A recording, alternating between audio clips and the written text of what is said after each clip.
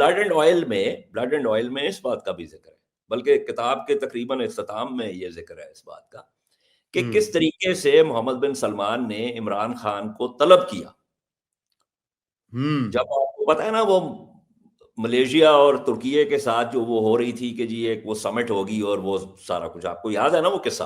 بالکل بالکل. وہ خان صاحب کو طلب کیا گیا اور بہت سرد مہری کے ساتھ، حالانکہ اس سے پہلے یہ ایم بی ایس آیا تھا اسلام آباد میں، آپ کو یاد ہے کہ ایک اس کے لیے سرخ قالین بچھایا گیا تھا اور خان صاحب جی اس کو جی ٹائپ کر کے لے کے آئے تھے.